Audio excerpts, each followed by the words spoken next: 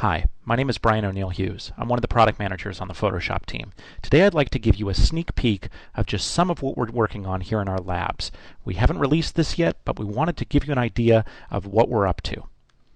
Here's an image we shot for a client, and it looked great when we took it, but in looking at it a little more closely now, we realized that we've got some lens flare here, and there are a couple of pieces of trash on the ground. And of course, this is the one they've chosen for print, so we realized that we really need to give it some scrutiny and clean up some of the trash and the distracting elements in the image. They've also asked that we go ahead and remove this tree in the left-hand side of the image because they want to put text and a logo up there and they don't want it to conflict with the background. So we have a lot of work ahead of us. Let's first look at some tools that we have available to us right now in CS4.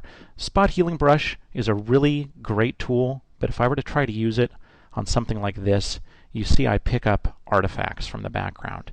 And if I try to cross a shadow, like this right here, same thing. Doesn't really behave the way I would like it to. So you'll notice that we have a new content-aware option here. And I can come through here, and we can just pull these out really quickly and easily. Don't have to spend a lot of time.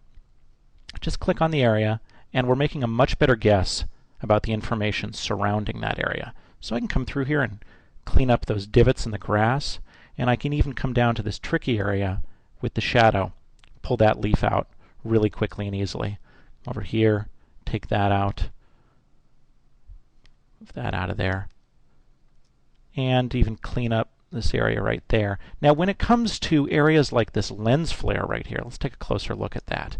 If you've ever tried to remove this manually, you know this is really time consuming and problematic because you essentially have to go in and stitch the fabric and build the bench, change the color and tone of it. Really difficult. I'm going to click the delete key, and you see that I now have a content-aware fill option. And really quickly, that's exactly what we've done there. I can do the same thing down here in the lower corner where we have some lens flare. Just make a loose selection, click delete, and we'll fill in that area. Now let's talk about that tree. This is going to be a little tougher, and to make our jobs somewhat easier, let's crop the image a little bit, give it a little more balance. See, we've got a nice rule of thirds overlay there. Okay, so that's a little bit better. Sure enough, we have a little bit of flare coming off the sun there, but we can patch that up. Now when it comes to the tree, I already made a selection. It's not a perfect selection, just intended to save a second here. And all I'm going to do is load that and just click delete and let content-aware fill chew through that and remove that tree for me. Something that would take forever and ever if I were to do that manually. It would be really tough to balance the sky. So in just a single click of the mouse, we got really far with that. I can reselect that area, choose to clean it up a little bit more by running content-aware fill on it, and you can see really quickly we've removed our lens flare, we've taken a bunch of trash off the ground, we've removed a couple of poles, and we took out that whole tree. Let's just go back and look at what we started with there. Pretty dramatic difference before and after. Let's look at another example of what we could do here. Here's another image. This one for a website, and they like the wide format of the image, but they've asked us for an image with and without the road. Now, of course, we don't have that. We only have the road that we drove out on. But let's see what content-aware fill can give us. Hopefully a starting point where we just have desert, and then we can go back and tune that up a little bit. So we're just going to let it chew through that road and put a desert over there. Excellent, great start. In fact, looks really nice. We'll just go around and touch that up a bit and we'd be done. Last example I want to show you. I've got 5 images from the same trip. I've made a panorama of them.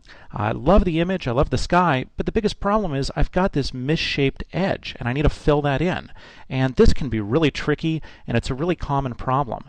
So I'm just going to lean on my old magic wand tool. Again, click delete and ask content-aware fill to look all around the edges of the image and build out the sky and build out the foreground and the bushes and the mountains.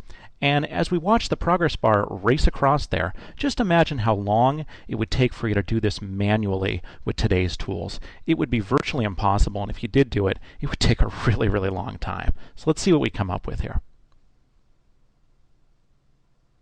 There you go. In a matter of seconds, we've completely built out our panorama. So we retouched an image, we picked up a bunch of trash, we removed objects we couldn't before, took a whole tree out, completely changed a wide image for web, and here we fixed a really common problem with panoramas. So just a few of the things that you can do with content-aware fill.